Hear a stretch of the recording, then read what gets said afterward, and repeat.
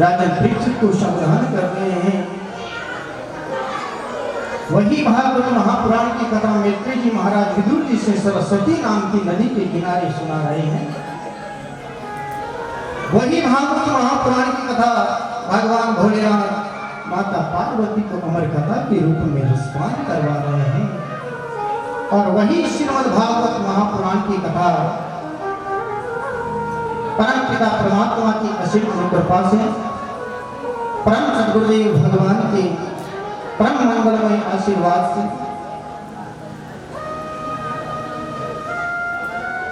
मां चंद्रोई नाम की नदी के किनारे स्थित ग्राम खेड़ा रामपुर में भगवान श्री लक्ष्मीनाथ जी के मंदिर प्रांगण में श्री संत शिरोमणि श्री नामदेव सत्संग भवन में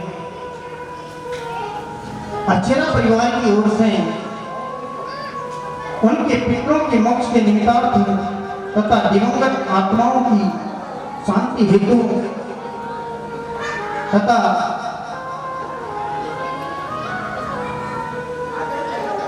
परमार्थ हेतु आज इस श्रीमद् भागवत कथा प्रथम दिवस के रूप में रामखेड़ा रामपुर में इस पावन भूमि पर आज प्रथम दिवस के रूप में प्रारंभ हुई। प्रिय सज्जनों, मां चंद्रोई नाम की नदी के किनारे इस बालक की ये तीसरे नंबर की भागवत कथा है। आरामपुरा में एक भागवत कथा हुई और खेड़ा रामपुर में एक दूसरे नंबर की भागवत कथा है। ऐसे करके तीन भागवत कथा यहाँ पर हुई और भगवान अनंत कोटि ब्रह्मांड नायक परम पिता परमात्मा की कृपा से परम गुरुदेव की कृपा से संत महापुरुषों के आशीर्वाद से इस बालक के ये 46वें नंबर की भागवत कथा आज खेड़ा रामपुर में प्रारंभ हुई।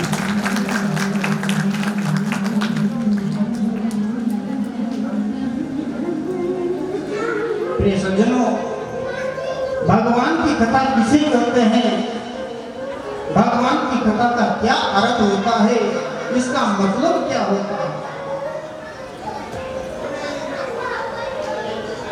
भगवान की कथा उसे कहते हैं जिस भगवान के पवित्र नाम को सुनने के बाद, जिस भगवान के परम मंगलमय नाम को एक बार सुन लेने के बाद प्राणी की सारी चिंताओं का व्यथाओं का विनाश हो जाता है। जिस भगवान के पवित्र मंगल नाम को सुनने के बाद में प्राणी की सारी चिंताएं सारी व्यथाएं मिट जाती है और उस प्राणी के अंदर परम पिता परमात्मा की ब्रह्म की भक्ति का प्रादुर्भाव हो जाता है। इसे ही श्रीमद् भागवत महापुराण की कथा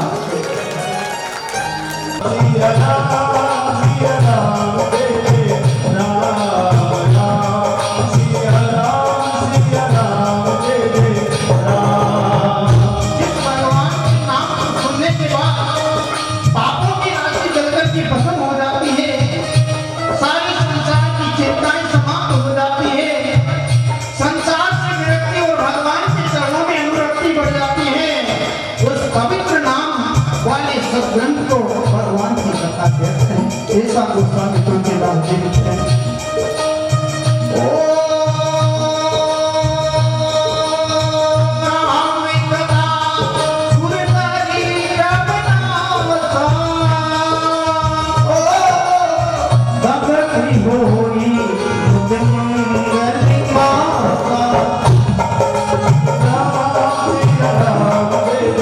राम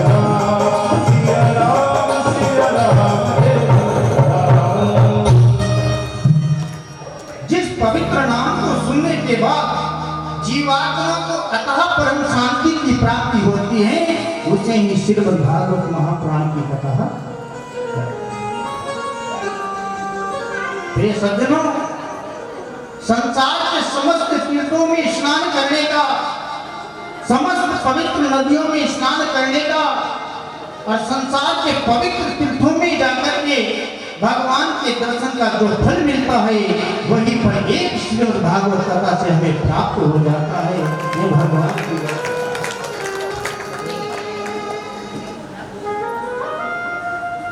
तो भी यही समाचार मिला, हनुमान जी ने मना कर दिया कि हम नहीं जाएंगे।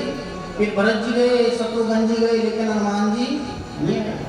अब राम जी ने सोची तब भरत शत्रुघ्न लक्ष्मण का ताई मारी सेवा करवा को शुभ अवसर नहीं मिले ना, तो यहाँ का मन में यू आई होगी कि अपन चला भगवान का साथ साकेत धाम यहाँ की सेवा करेंगा, जो यहाँ रजे को बांध रोज अपन बढ़िया सेवा करेंगे। तो हनुमान जी महाराज सत्संग से नहीं आए। भगवान गए, भगवान विमान लेकर के हनुमान जी महाराज के पास गए। बालाजी चलो साकेत धाम चलेंगे। हनुमान जी महाराज ने उनकी तरफ देखा भी नहीं। बार बार भगवान ने आग्रह किया, लेकिन हनुमान जी महाराज तस्से मुझसे नहीं हुए। राम जी ने सोचा कि थोड़ा ऊपर उड़ के चले, हनुमान एक बार सुन ले। आगे विमान गया, भगवान ने विमान रोका कि बालाजी आ रहे हो। हनुमान जी महाराज बोले जाओ प्रभु, मैं साकेत नहीं जा रहा हूँ। फिर थोड़ा आगे विमान गया, भगवान बोले कि हनुमान जी महाराज चलोगे, आप ही जाओ, हम तो कथा में आनंद लेंगे। भगवान साकेत धाम में सभी नगरवासियों को लेकर चले गए। अब वहां जाता है चर्चा हुआ लगी, बात हुई तर्क। आजकल संसार में तर्क ज्यादा चलता है, तो वहां केवल लग गया, चल देखो बावड़े बांध लो, यहाँ साकेत मुसलमान वहीं रहियो, कथा सुनो बावड़ी। एक खबर लाग्यो कि उनका मन में यूं आई होगी कि राम जी तो चली गया साकेत, अयोध्या में मुकुट लगा रहा पर राजगद्दी भगवत राज करना, तरह तरह की बातें होने लगी। ऐसी बातें होने लगी साहब। थोड़ी देर में क्या घटना घटी, हनुमान जी महाराज कथा में ज्यों के तो बैठे रहे, भगवान का ध्यान करते रहे, और थोड़ी देर में ही साकेत में से भगवान अंतर ध्यान हो गए। साकेत में जाने वाले सभी व्यक्तियों ने देखा कि भगवान कहाँ गए, इधर उधर ढूंढने लगे, कहीं भगवान नहीं मिले। लेकिन साकेत वासियों ने ऊपर से जो ही मृत्यु लोक में नीचे देखा ना, तो हनुमान जी महाराज के बगल में राम जी। कथा विश्राम हुई, हनुमान जी महाराज ने पीछे मुड़कर भगवान को प्रणाम किया। भगवान राम ने कहा, वार हनुमान गणों कंडो पड़े यहाँ बैठे। हनुमान जी महाराज बोले कि भगवान बोले आज मैं आपके साथ में साकेत में चल जाता तो मुझे कथा नहीं मिलती, और मुझे पता था भगवान जहाँ आपकी कथा रहती है वहाँ आप जरूर रहते हो, इसलिए कथा को छोड़कर मैं नहीं गया। भगवान ने कहा, हनुमान ये सत्य है, मैं मेरे वैकुंठ के बिना रह सकता हूँ, स्वर्ग लोक के बिना रह सकता हूँ, मेरे शेष नाग के बिना रह सकता हूँ, मेरी लक्ष्मी के बिना रह सकता हूँ, लेकिन हे हनुमान मैं मेरे भक्तों के बिना और मेरी कथा के बिना कभी नहीं रह सकता।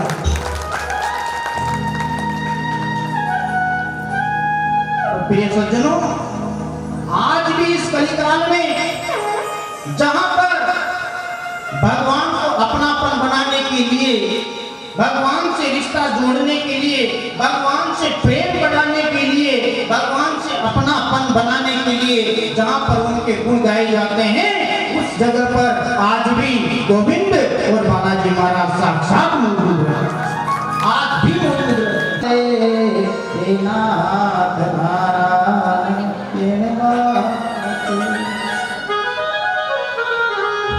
मुझे ये अमृत नहीं चाहिए, ऐसा अमृत देकर के देवता वहां से ऊपर से नीचे आ गए, इसका मतलब स्वर्ग में शांति नहीं है।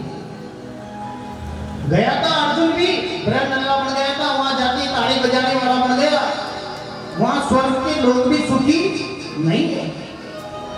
स्वर्ग में रहने वाले लोगों के लिए भगवान कभी कभी मोहिनी रूप धारण करना पड़ा, कभी वामन रूप धारण करना पड़ा।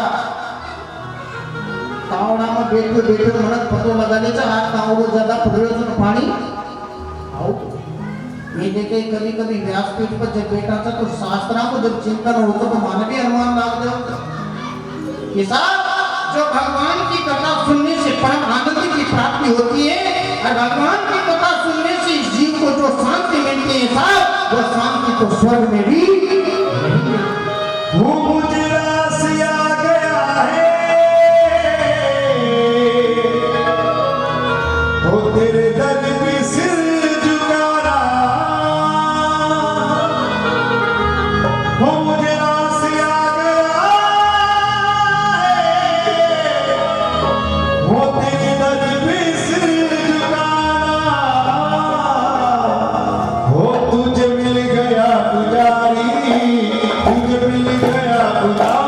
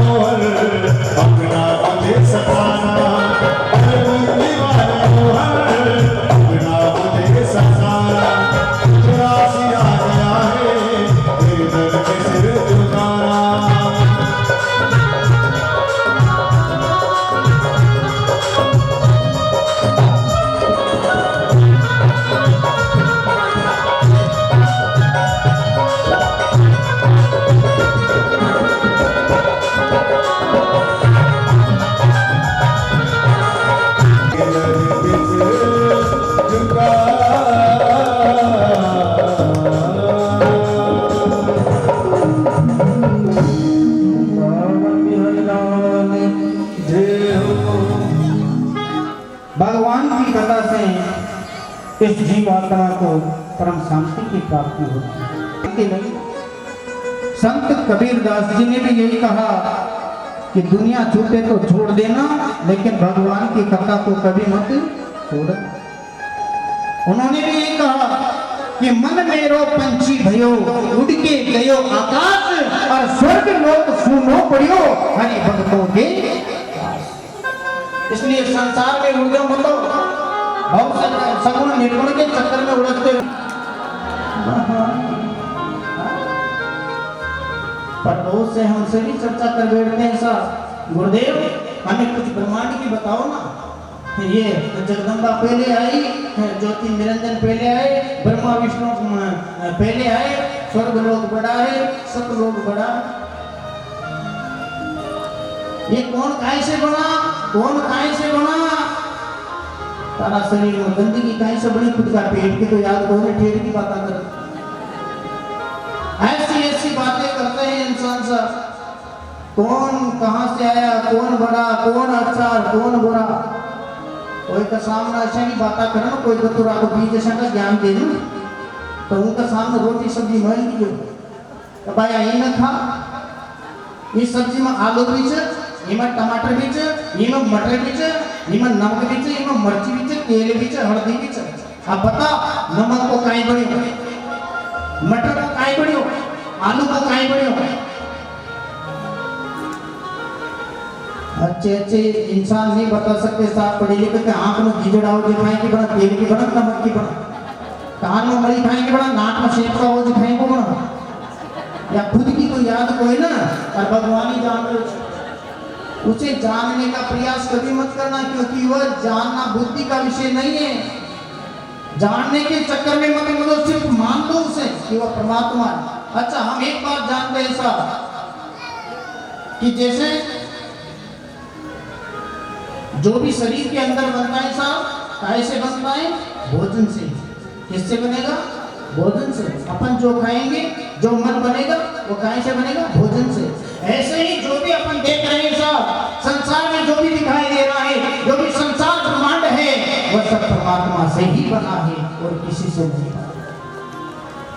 भगवान श्री कृष्ण ने गीता जी में अर्जुन से 1000 बार यही कहा है, 1000 बार कहा, एक बार नहीं 1000 बार कहा कि हे अर्जुन, मैं ही पूर्ण ब्रह्म परमात्मा हूं, मैं ही पूर्ण ब्रह्म परमात्मा हूं।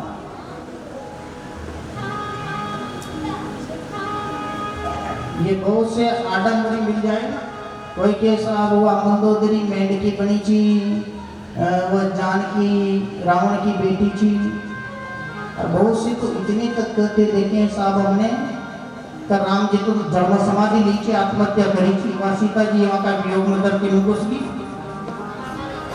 70% सनातनी पागल हो रहे हैं, काहे से? ये दुनिया की सुनी सुनाई बात ही रट लेते हैं। वेद पुराण कोई पढ़ता नहीं है, गीता जी पढ़ने का किसी को समय नहीं है, रामचरितमानस पढ़ने का किसी को समय नहीं है। बस दूसरे से बात सुनी और वह मान। कोई महिला से कोई कभी का तारो पति मर गया तो वह मान लेगा, वह कंगन तोड़ ले। अपने पति को सामने देखती है कि हाँ ये मरा हुआ है, तो फेरे हुए उसके सामने कंगन तोड़ती है। इसलिए यदि कोई ऐसी बातें करे ना, पहले शास्त्र पढ़ना, विद्वानों की राय लेना, उनकी बात मानना, पहले सब ग्रंथों को पढ़ना, फिर आचरण व्यवहार में उतारना।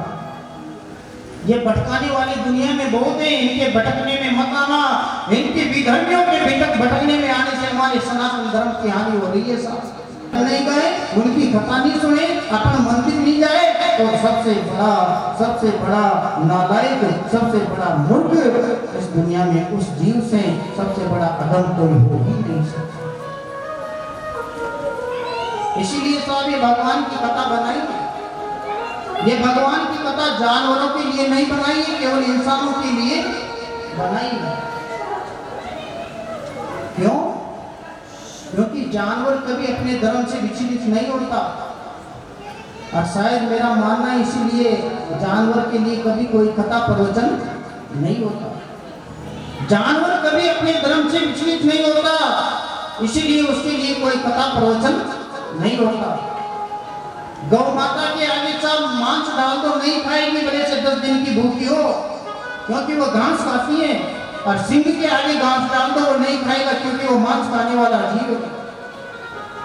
घास खाने वाला जीव मांस नहीं खाता, मांस खाने वाला जीव घास नहीं खाता। लेकिन ये इंसान ही ऐसा जीव है, घास खा जाए, मांस खा जाए, और अच्छी बात इसे समझाओ तो आपकी खोपड़ी खा जाए। इसीलिए भगवान की कथा बनाई है, हाँ? इसीलिए ये भगवान की कथा बनाई है। अच्छा, इंसान की पहचान क्या है? इंसान की पहचान 4 चीजों से होती है साहब। कौन कौन सी? पहला तो दया, दूसरा प्रेम, तीसरी शर्म, और चौथी मुस्कुराहट। जिसके जीवन में प्रेम हो, जिसके जीवन में दया हो, जिसके जीवन में शर्म हो, और जिसके जीवन में हमेशा हंसना मुस्कुराना हो, ये 4 चीजें जिसके जीवन में होती है वही मानव कहलाता है। न तो आज की बेटियों में शर्म बची, न महिलाओं में शर्म बची, न पुरुषों में शर्म बची, न बेटों में शर्म बची। आज की बेटियों में शर्म नहीं बची साहब। पहनावा ऐसा हो गया, पहले के जमाने में कपड़ा कम बनता था साहब, फिर भी सारे लोग अपने तन को पूरा ढक करके रखते थे। लेकिन आज जमाना ऐसा आ गया साहब कि जिस फैक्ट्री में कपड़ा बनता है, जिस कारखाने में कपड़ा बनता है, उस कारखाने की मालिक की बेटी के पास अपने पूरे तन को ढकने के लिए कपड़ा नहीं। शर्म खत्म हो गई। पहले की 16 वर्ष की जवान कन्या अपने शरीर के ऊपर लज्जाशील वस्त्र डालती थी, दुपट्टा डालती थी। आज वो दुपट्टा खत्म हो गया साहब। पुरुषों की तरह जींस की पैंट और टी शर्ट आ गई। हमारी भारतीय संस्कृति का पहनावा खत्म हो गया। पहले की महिलाएं घूंघट लेकर के रहती थी। इसका कारण क्या था? इसका कारण ये था कि कभी भी पतिव्रता नारी अपनी मांग का सिंदूर किसी पराये पुरुष को नहीं दिखाती थी, इसलिए अपने चेहरे को ढककर रखती थी। आज की महिलाओं ने शर्म छोड़ दी था साहब। अरे वो पल्ला लेना तो दूर, खुले बाल करके रहना सीख लिया, बालों को खुला। जबकि शास्त्र मर्यादा में ये बताया है साहब कि जो सुहागिन नारी होती है ना, चाहे घर पे अकेली रहे तब भी उसे कभी भी खुले बाल करके नहीं रहना चाहिए। अपने माथे के ऊपर साड़ी जरूर रखना चाहिए, क्योंकि जिसके सर के ऊपर साड़ी नहीं होती ना साहब, उससे पितर देवता नाराज होते हैं। और जिस नारी की सर पे साड़ी नहीं होती साहब, बलाई से 1 करोड़ रुपए की साड़ी पहन दे, उसकी कीमत 2 कौड़ी की भी कोई ना। और चाहे उसने 100 रुपए की साड़ी पहन रखी है और माथे पे पल्लू ले रखा है साहब, तो 100 रुपए की साड़ी भी करोड़ों रुपए की कीमत के समान। कभी कोई 24-25 साल का जवान बेटा शादी होने के बाद में पिता बनता था, बच्चे का बाप बनता था ना, तो 6 महीने तक 12 महीने तक अपनी औलाद को गोदी में नहीं उठाता था, हाथ में नहीं लेता था।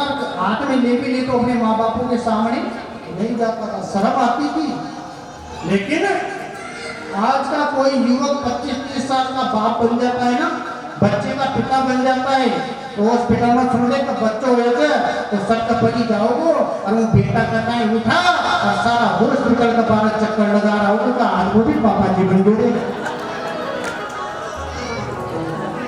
बच्चों ने शर्म छोड़ दी साहब। चौथी बात, हंसना मुस्कुराना भी बंद रह गया, जबकि भगवान ने ये हंसना मुस्कुराना सिर्फ मनुष्य को दिया। इसलिए मनुष्य ने अपना धर्म छोड़ दिया। इस कारण से हमारे महापुरुषों ने वेद पुराणों की रचना करी है, ताकि इसका आश्रय लेकर के यह कलयुग का प्राणी भवसागर से पार। साहब, ये भगवान की कथा कैसे बनी? 4 युग बीते। कौन कौन से? सतयुग, त्रेता, द्वापर और कलयुग।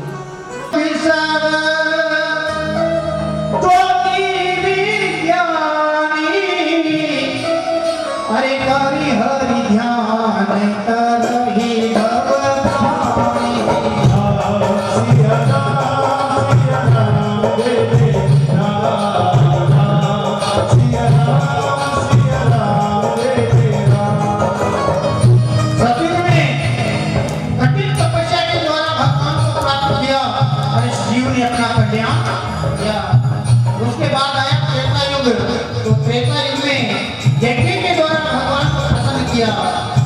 ओ त्रेता युग जग नर नारायण, ओ प्रभु ही समर विक्रम भव करहि।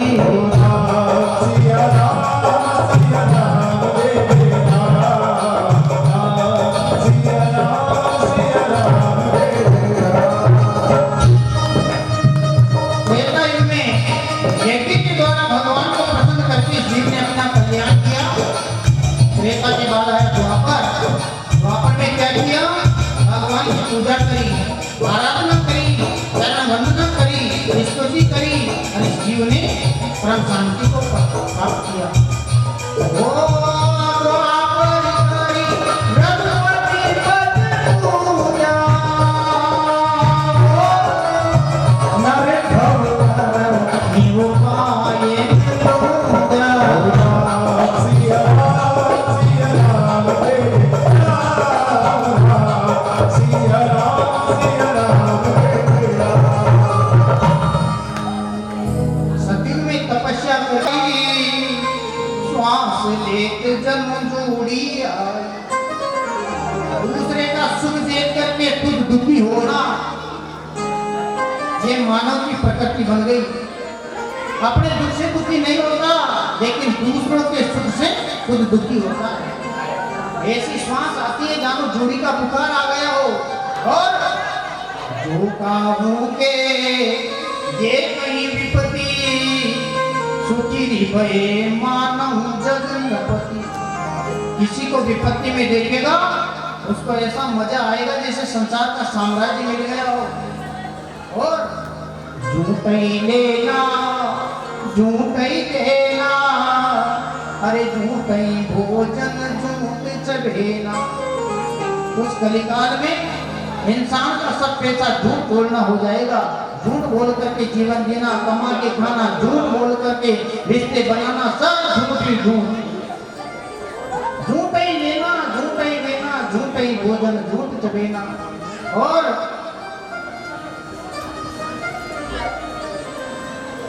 देख न सकहीं पराई विभूति, ऊंच निवास नीच करते।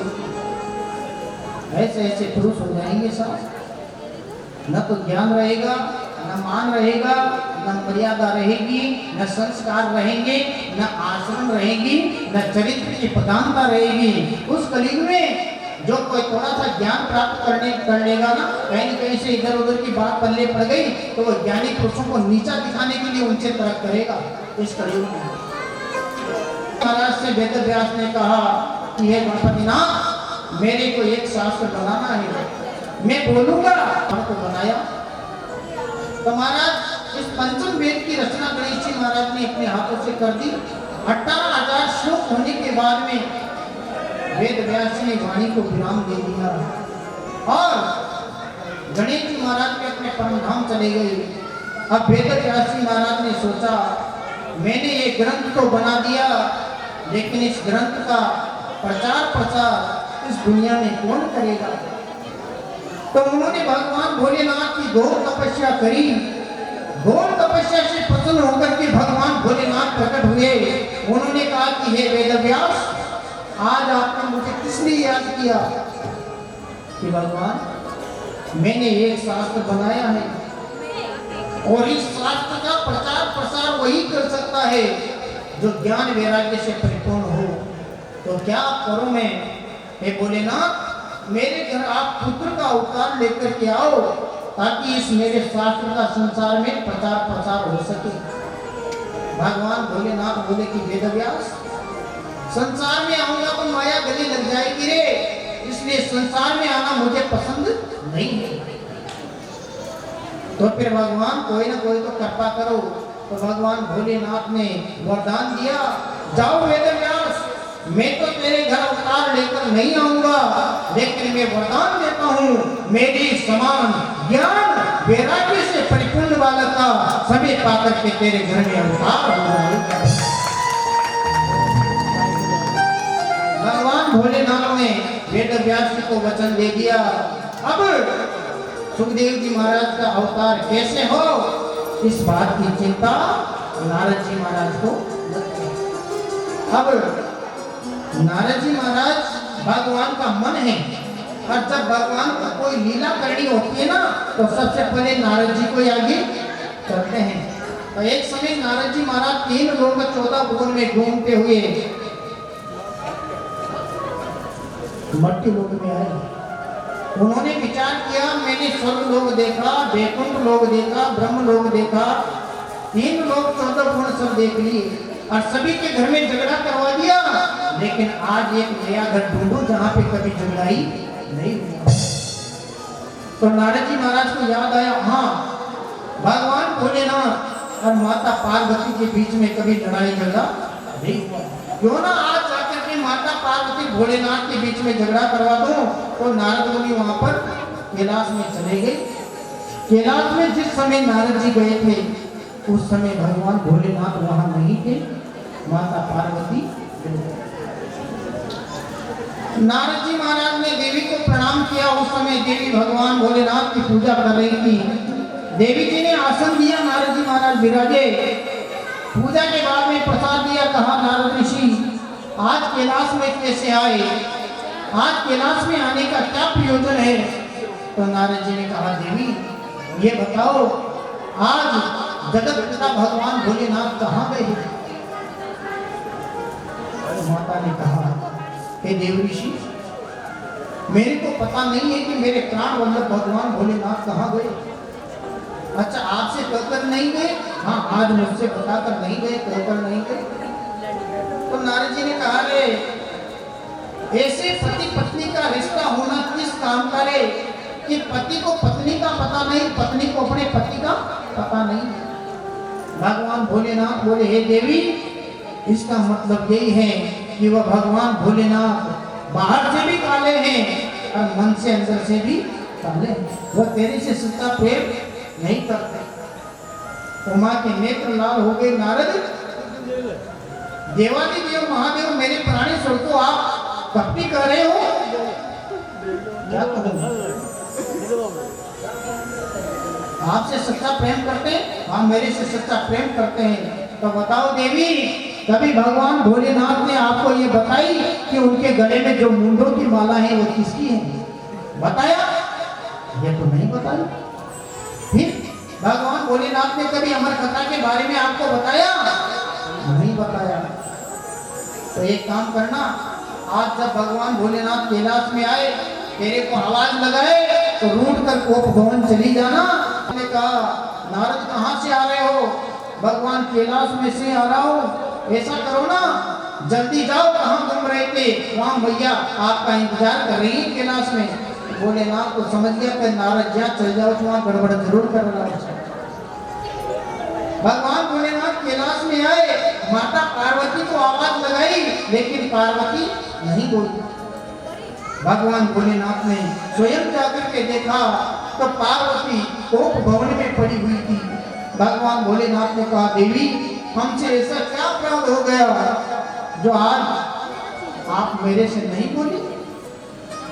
एक आवाज लगाता हूँ आप दौड़ी चली आती हो, आज कितनी बार मैंने पुकारा आप नहीं बोली, कारण क्या है?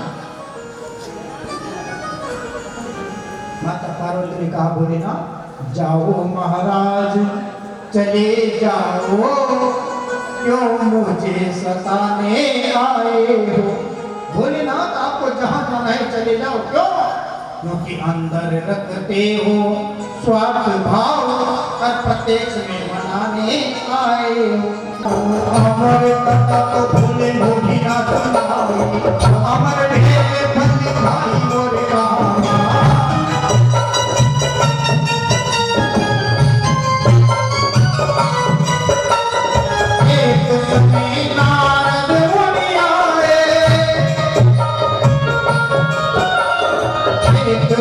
में नारद मुनि आए, मुनि बोले गाई रे भगत बोले।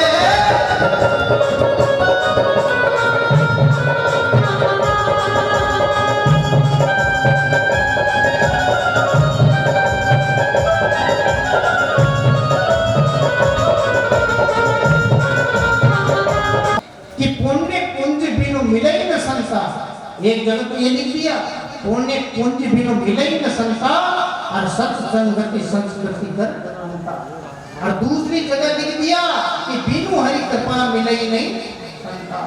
अब मोई भाव भरोस ऋषि ने प्रश्न कर लिया, गुरुदेव ये बताओ भगवान पुण्य से मिलते हैं या कृपा से मिलते हैं? तो तुलसीदास जी ने उत्तर दिया है कि यदि हम चलकर के गुरुजनों के पास गए, हम चलकर के संतों के पास गए दर्शन करने, तो ये हमारा पुण्य है। यदि हमारे पुण्य कर्म अच्छे हैं तो हमें संतों के दर्शन हुए, हमने जाकर के संतों के दर्शन किए, तीर्थों में जाकर के, आश्रमों में जाकर के, गुरुजनों के द्वार पर जाकर हमने दर्शन किए, ये हमारा पुण्य था। और भगवान की कृपा, पुण्य और कृपा में यही अंतर होता है। यदि अच्छे पुण्य होंगे तो आपको घर से चल करके संतों के गुरुजनों के दर्शन करने को जाना पड़ेगा, और यदि भगवान की कृपा हो गई तो जाना नहीं पड़ेगा। संत गुरुजन अपने आप कृपा करके आपके घर पे आएंगे, और जिस दिन घर पे आते ही आपको संत गुरुजनों की सेवा मिल जाए तो समझना आज मेरे गोविंद की कृपा हो गई। इसे कहते हैं भगवान की कृपा। पुण्य से तो मिलते ही हैं, लेकिन जब भगवान की कृपा होती है ना साहब, तो स्वयं गुरुजन चल करके हमारे द्वार पे आते हैं, और जब द्वार पे आते हैं हमें सेवा का मौका मिल जाए तो समझ लेना आज हमारी भाग्य उदय हो गए, आज गोविंद की पूर्ण रूप से कृपा हो गई, आज परमात्मा ने हमारी विनती को स्वीकार कर लिया। बोले लक्ष्मीनाथ भगवान की। सतगुरु सेवा में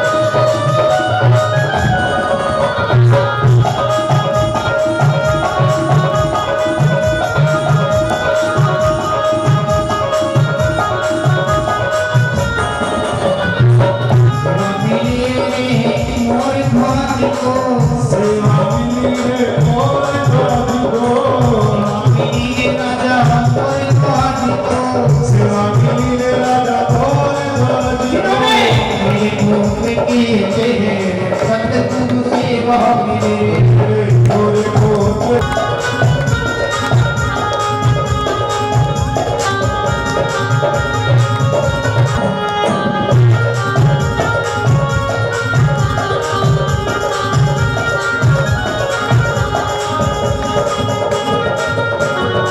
सेवा मिली रे बेलाद भगत को मेरे कम की बात सतगुरु सेवा मिले हरि काम की बात सतगुरु सेवा मिली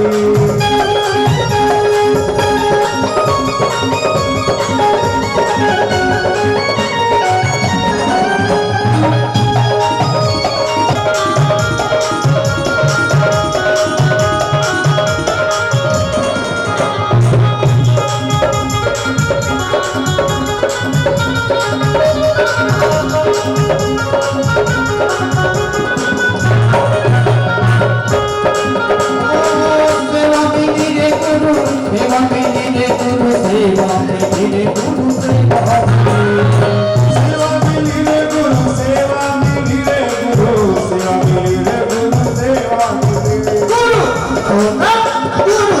होता भूले गया बात सतगुरु सेवा मिले गुरु भक्तों का खुल गया बात सतगुरु सेवा मिली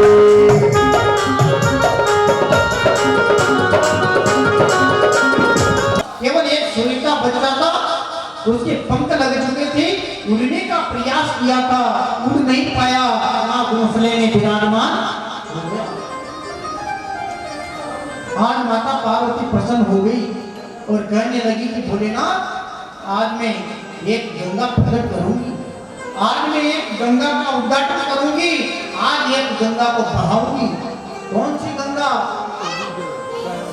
की कथा जो सकल हे भोलेनाथ मैं वो गंगा बहाऊंगी जो कथा जो सकल लोहितकारी हरि सोही पूजन चाहे से तुम्हारी सिया राम जय जय राम सिया राम जय जय राम हे भोलेनाथ आज मैं ऐसी गंगा प्रकट करूंगी जो संसार के समस्त जीवों का कल्याण करेंगी ऐसी गंगा प्रकट करूंगी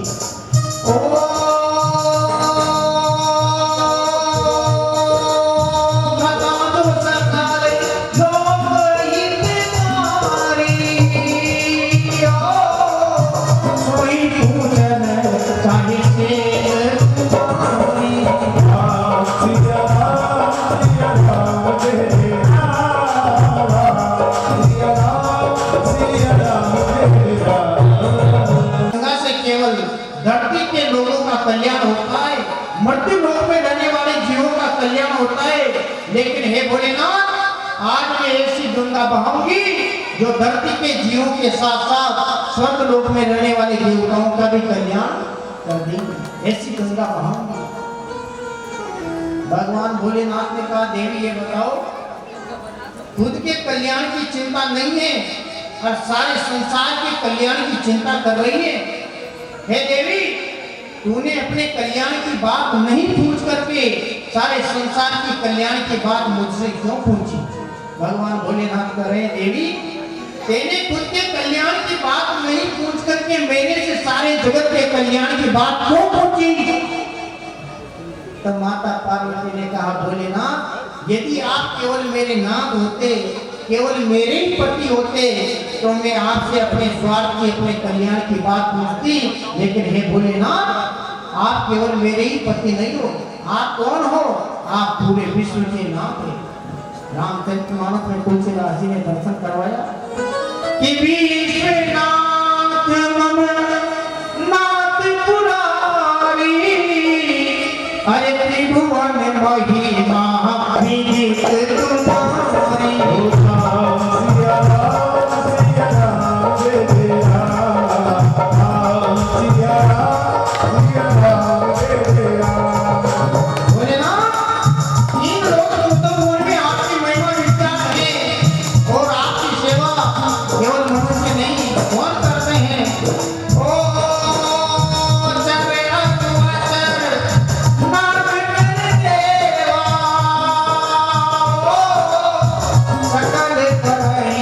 पद पंकज सेवा सिया राम जय जय राम सिया राम जय जय राम।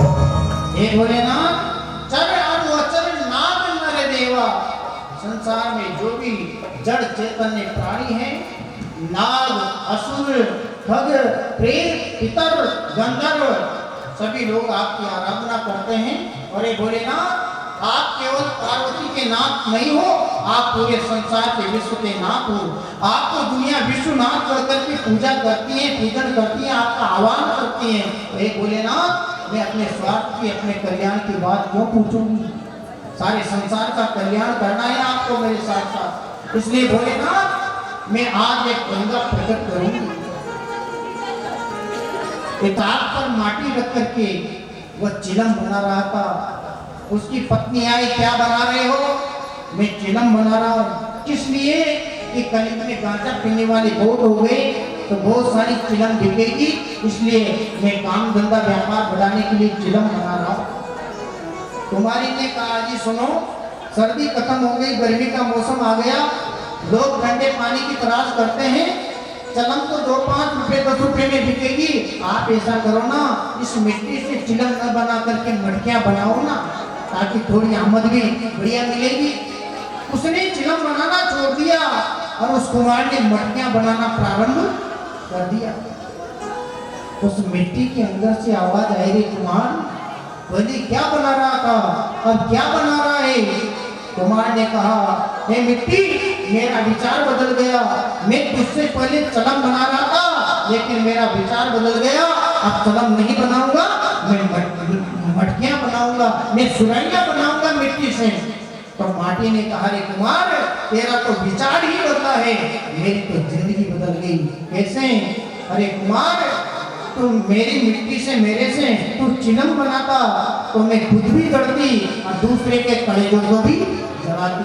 लेकिन हे कुमार, तूने मुझे मटकियां बना दिया तो मैं खुद भी ठंडे जल से भरी रहूंगी और आने वाले राहगीर को, प्यासे राहगीर को ठंडा पानी पिला करके उसके शीतल कंठ को शीतल बना दूंगा।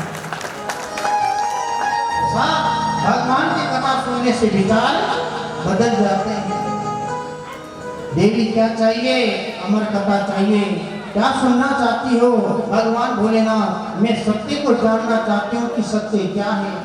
और भगवान भोलेनाथ ने कहा, हे देवी, तुम जो देख रही हो, सुन रही हो, वो सत्य नहीं है। हे भोलेनाथ, जो संसार के विषयों के लिए प्राणी लड़ता है कि संसार के विषय सत्य है, धन संपत्ति सत्य है, ये शरीर सत्य है। भगवान भोलेनाथ ने कहा, देवी नहीं, न तो शरीर सत्य, न संसार सत्य, न धन दौलत सत्य। तो सत्य क्या है भोलेनाथ? तो भोलेनाथ ने कहा, हे देवी, और हमारी कहाओं में अनुभव अपना, बोली सत्य हरि भजन जगत सब सपना। सिया राम जय जय राम सिया राम जय जय राम। हे देवी, सारा संसार झूठा है, केवल ब्रह्म सत्यम जगत मिथ्या, माया जगत व्यापिनी। जो दिखाई दे रहा है उसका सबका विनाश होगा, शरीर का, संपत्ति का, संसार का, सभी का विनाश होगा देवी। लेकिन इन कानों से सुनी हुई कथा का, मुखारविंद से दिए हुए भगवान का नाम का और इन हाथों से दिए गए दान का कभी भी विनाश नहीं होता। ओ धन्य घड़ी जब कोई सत्संगा, धन्य निज भगति धन्या। सिया राम जय जय राम सिया राम जय जय राम। बाधा बन जाती। आज माता पार्वती को भी नींद आ गई। अब जब नींद आ गई ना, तो भगवान भोलेनाथ कथा सुना रहे थे। उसी समय उस सुआ ने सोचा, माता तो सो गई, क्यों ना इस कथा का रसपान मैं कर लूं। तो माता पार्वती तो सो गई और सारी कथा उस सुआ ने सुन ली। भगवान भोलेनाथ ने अपने नेत्र खोले, देखा तो सामने उमा सो रही है। भगवान ने कहा पार्वती ये बताओ मैंने अभी क्या सुनाया। पार्वती के नेत्र खुले, भोलेनाथ मुझे कुछ पता। भगवान भोलेनाथ ने सोचा निश्चय ही कोई जीव है, देखा इधर उधर तो एक गुफा के कोटर में सूर्य का बच्चा दिखाई दिया। भगवान भोलेनाथ ने कहा तूने चोरी छिपे मेरी कथा का रसपान किया है, तू मेरा शत्रु है, मैं तुझे मारूंगा, जीवित नहीं छोड़ूंगा। भगवान भोलेनाथ ने अपना अमोघ अस्त्र त्रिशूल उठाया और उस सूर्य को मारने के लिए आगे आगे उड़ता जाता है। भगवान भोलेनाथ पीछे से त्रिशूल लेकर के हाथ सुबह दौड़ता दौड़ता दौड़ता दौड़ता थक गया। सूर्य ने दौड़ते दौड़ते थकान महसूस करी। भगवान को याद किया, हे भगवान मेरी रक्षा करो, हे प्रभु मेरी रक्षा करो। भगवान भोलेनाथ तो महाकाल है, काल के भी काल है जो मेरे पीछे पड़े हुए हैं। आज तो मुझे मौत से काल देवता भी नहीं बचा सकते। भगवान भोलेनाथ मुझे जरूर मारेंगे। नारायण की स्तुति करी तो भगवान ने एक ऐसी कृपा करी रे कि सरस्वती नाम की नदी के किनारे उस सूर्य को वेद व्यास जी का आश्रम दिखाई दिया। वह सुबह उड़ता उड़ता वेद व्यास जी के आश्रम के दरवाजे पे जा पहुंचा और उस समय वेद व्यास जी की धर्म पत्नी बिटका देवी शीश गुता रही थी। तो भली की माता बने शीश गुतावची ना राखड़ी गुतावची तो बाल चढ़ता है, मुंडो खुलतो यूं करता है। सुबह न सोची कि घुसबा की जगह यही बढ़िया थी, ये सब बड़ी जगह और कोई मदनी न सकता। तो वह सुबह दौड़ा और दौड़ करके मातेश्वरी के मुखारबिंद से प्रवेश करके गर्भ में चला गया। भगवान भोलेनाथ ने देखा ही राम राम हो गया, गजब हो गया। भगवान भोलेनाथ ने सोचा ये एकदम भारत तो आओ, वहीं पे त्रिशूल काट लिया, धूना लगा लिया, अखंड समाधि लगा करके वहीं बैठ गए। एक दिन बाहर आएगा, मैं इसे मारूंगा, मार कर ही अपने कैलाश धाम जाऊंगा। 1 बरस बीते, 2 बरस बीते, 5 बरस बीते, 10 बरस बीते, 12 बरस बीत गए। माता बिटिका देवी ने सोचा कि भगवान भोलेनाथ मेरे बच्चे को मारेंगे तो जन्म ही नहीं दूं ना। पहले की पतिव्रता नारियों में इतना तपोबल रहता था साहब कि जब चाहे तो जन्म दे दे और जब चाहे जन्म न दे तो 100 बरस गुजार दे तभी जन्म। पतिव्रता नारी के सामने साहब भगवान भी हार जाते हैं। 12 बरस बीत जाने के बाद में एक दिन गंगा जी में स्नान करके महर्षि वेदव्यास आए। ब्रह्ममुहूर्त में आकर के भगवान भोलेनाथ को प्रणाम किया और भगवान भोलेनाथ से पूछा कि भोलेनाथ बड़े बड़े योगी जन हजारों वर्षों तक तपस्या करते करते शरीर छोड़ करके मर जाते हैं साहब, लेकिन हे भोलेनाथ आपका दर्शन उनको भी सुलभ नहीं होता। ये बात बताओ, आप 12 वर्ष से मेरे द्वार पे बैठे हो, इसका क्या प्रयोजन है? भगवान भोलेनाथ ने सारी कहानी सुनाई रे वेदव्यास। मैंने पार्वती को अमर कथा सुनाई थी, वहाँ एक सुआ बैठा हुआ था, पार्वती को नींद आ गई, उस सुए ने अमर कथा सुन ली और जब मैं उसे मारने दौड़ा तो वह सुआ दौड़ करके तेरी नारी के मुखारबिंद से पेट में होकर गर्भ में पहुंच गया। वो बाहर आएगा उसे मार कर ही मैं जाऊंगा। वेदव्यास जी महाराज बोले कि भगवान भोलेनाथ ये बताओ, मैंने ऐसा सुना है कि जो अमर कथा सुन लेता है वो अमर हो जाता है। भगवान भोलेनाथ बोले हाँ वेदव्यास, जो एक बार अमर कथा सुन लेता है वो अमर हो जाता है। तो भोलेनाथ आपने उस सुआ को अमर कथा सुना दी ना? कहाँ सुना दी? तो वो सुआ अमर हो गया ना? हाँ हो गया।